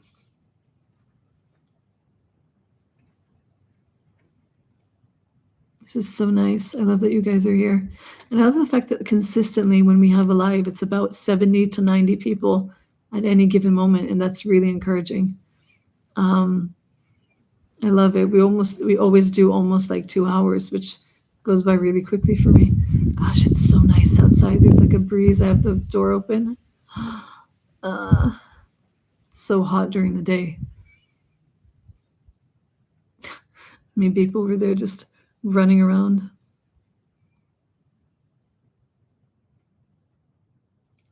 I'm so happy that we've been here. I'm so happy that you guys are supporting each other. Did someone just send?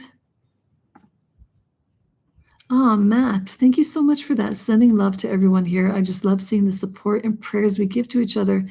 I thank God for you, Olga. Thank you. Oh, Bunny? Cappuccino?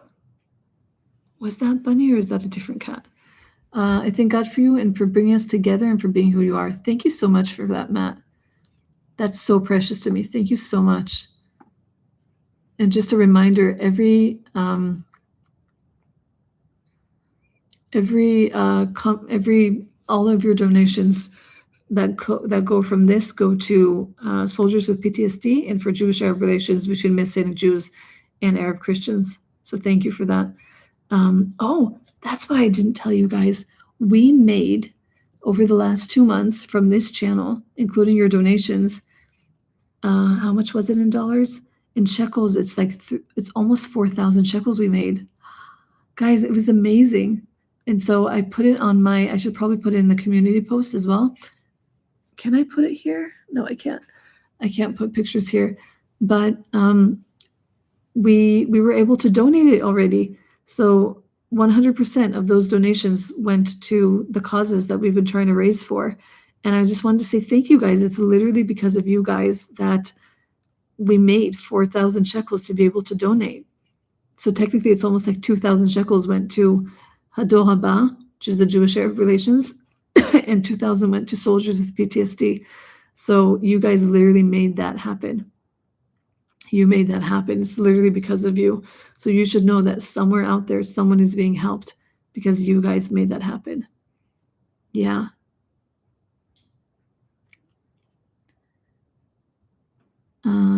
Let's see.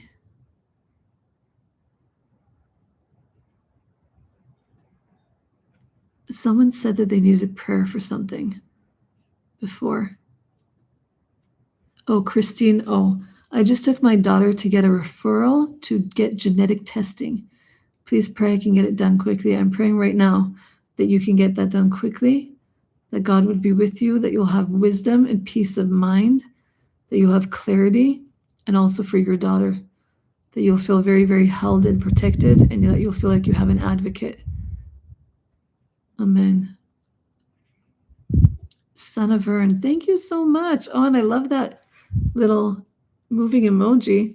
That is so cool. Thank you so much. Yay. Guys, we're raising for this cause and it makes me so happy.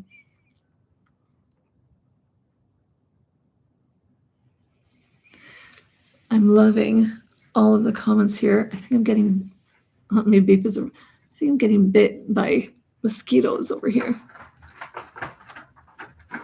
Beep is over there on the little scratching pad. Guys, I don't know where Bunny is. I'm sorry. I actually really want him to like come and say goodbye to everyone, but he could literally be everywhere, anywhere. In the neighborhood, in the backyard.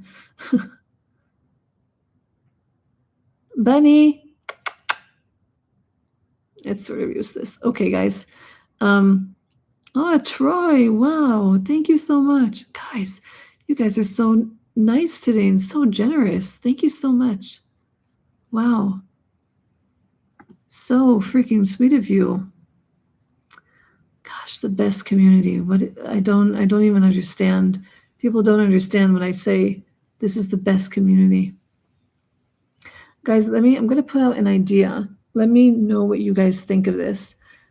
I think it's a bit too complex for me to do like a Zoom where everyone is like on it, but I would like to do sort of like almost like a live or a Zoom or something of that sort with a subscriber, so I can actually like not just talk to myself, because I feel like I'm just talking for 2 hours and whatever. But like if I like periodically just like had a conversation with like a subscriber and everyone can like chime in on the chat, that could be nice, I think. But I'm not entirely sure how to do that yet. And it's not that I don't want to, it's just that also you guys are really nice, but also there's sometimes people that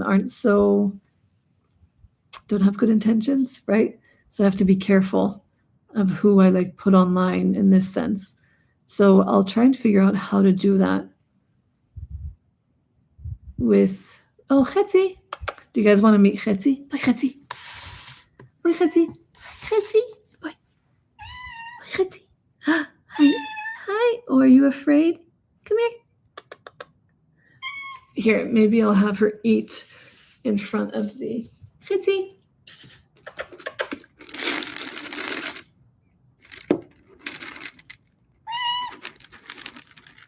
You want to eat, Chetzi? There we go.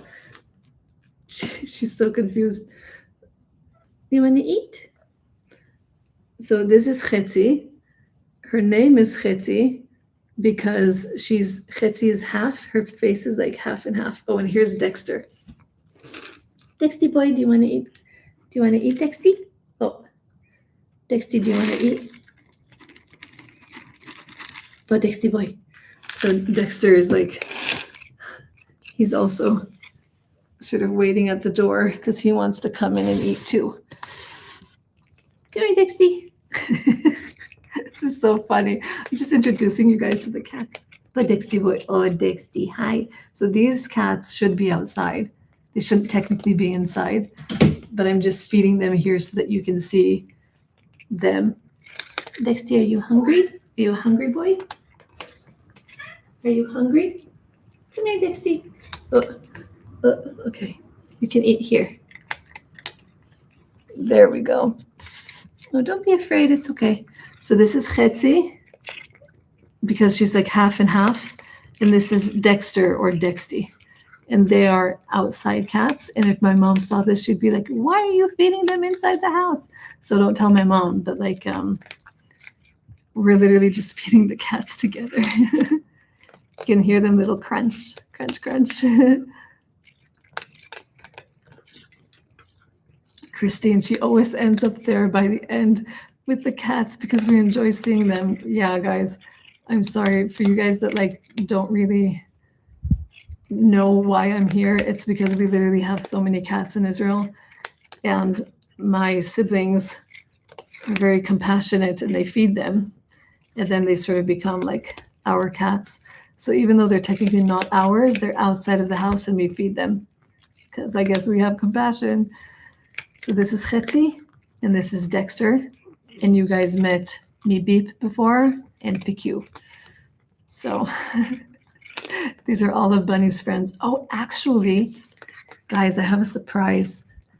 I'm going to link. Okay, let's see if I can do this without her becoming afraid. PQ.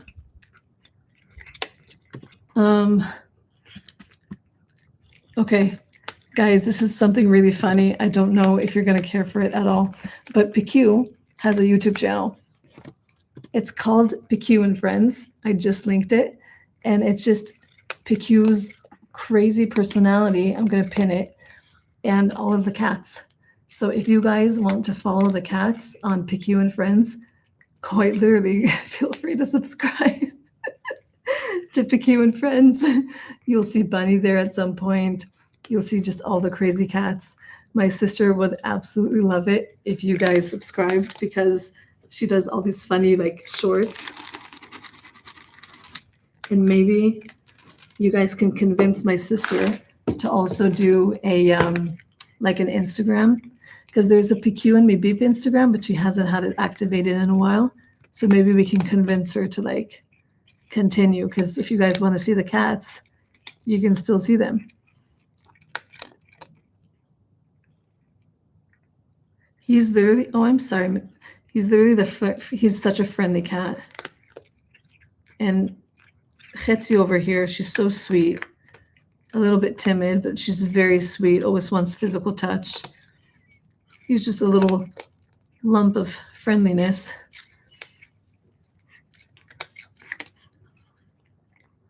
Anyways, you're meeting all the cats today. This is so exciting.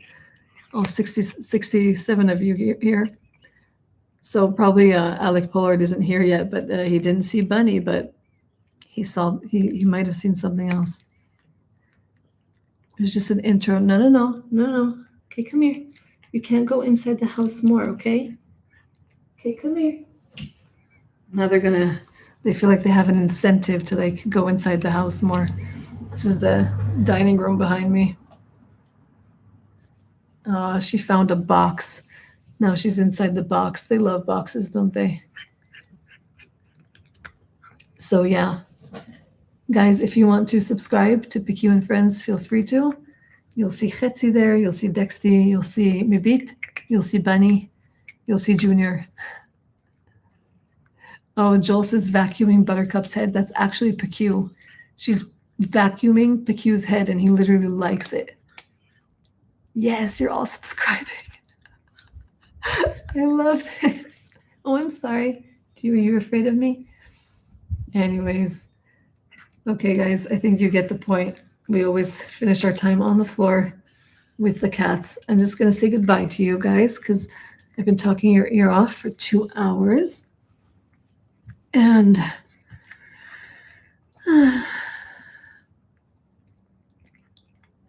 yeah, you guys can see all the cat shorts there. I love this.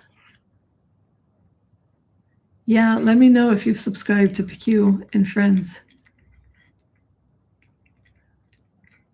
You guys are amazing. Goodness. How is it? How did I become so blessed with such a community of you guys? How did this happen? How did I become so privileged?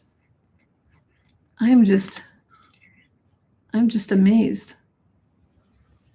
Bunny on the main page. Guys, should I create an Instagram for Bunny? I feel like I spam people a lot with Bunny on my Instagram and it can drive people crazy. I think they like him, but I don't know if they like him that much.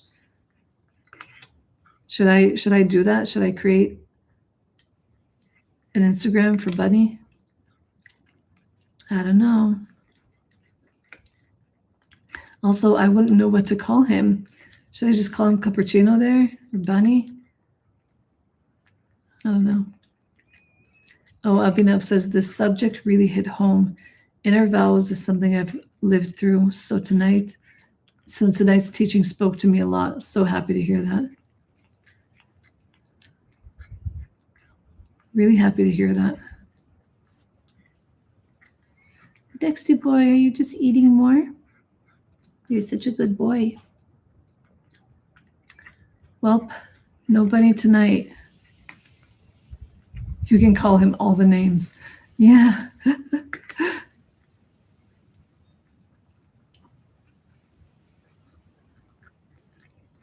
Funny.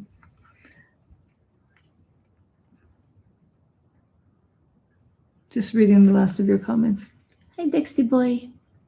Are you so cute, Dexty? He has this sort of like melancholy face, but he can't help it. He looks sort of sad, but he's not sad. Dexty boy, are you so cute? Okay. Oh, and just like that. Okay, lovelies. Bunny scotch, butterscotch. I love that. That's so cute. Oh. Someone's asking, are you watching Big Brother Israel? No, I don't watch Big Brother. It's too much drama for me. Although I used to work next to the studios of Big Brother, and people would come in the bus loads to like yell things over the fence to like the people inside the house. It was quite crazy. Okay, guys, I'm gonna go. I don't know if this is okay or not, but I'm gonna pray for you guys before I go.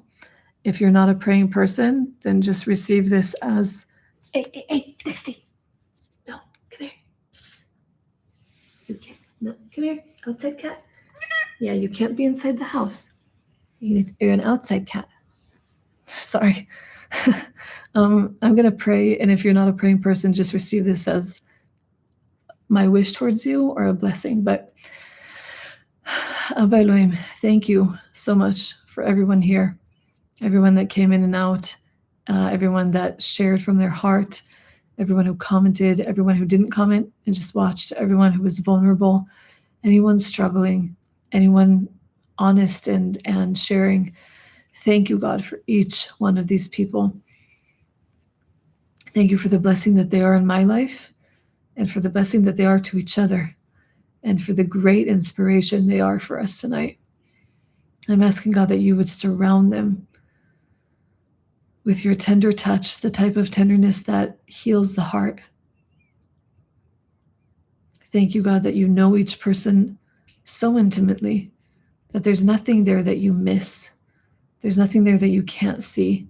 You know their desires and their dreams. You know their loneliness, their addictions, their challenges, their regrets, their struggles, their joys.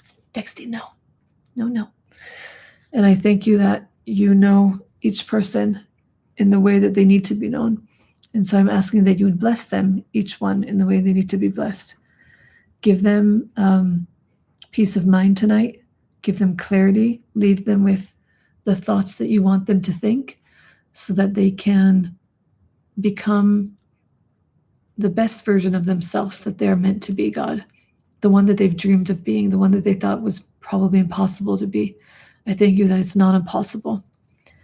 We're taking all of these inner vows that we've made. I'm taking mine, God, and I'm putting it in your hand. I repent from them, whether I know about it consciously or unconsciously. I ask that you would make me aware. I repent from it. I denounce it, and I ask that you would help me and help me truly, God, to repent or ask forgiveness for those that my inner vows hurt. Thank you, God, that you're going to help me and all of us in this way. B'Shem Yeshua. Amen. Amen. Yay, guys. Yeah, people feel free to pray on your own. God hears us everywhere. Continue to pray for each other. And I'm going to go now because it's 1 a.m. And I'm just going to stay for your comments just for another moment. And say Laila Tov and good night to you guys. And good night to Dexter boy over here that's eating. And the next vlog I'm hoping will actually be when I went to the Israel Antiquities Authority. And I saw there, if you followed on Instagram, I saw there the rarest coins that the public never gets to see. I saw the Dead Sea Scrolls that are not open to the public. I mean, I can't even believe the things that I saw there. It was such an amazing opportunity. So I think that might be the next vlog. Okay. I love you guys so much. I look forward to seeing you and continue to be so amazing. I love you guys. Bye-bye.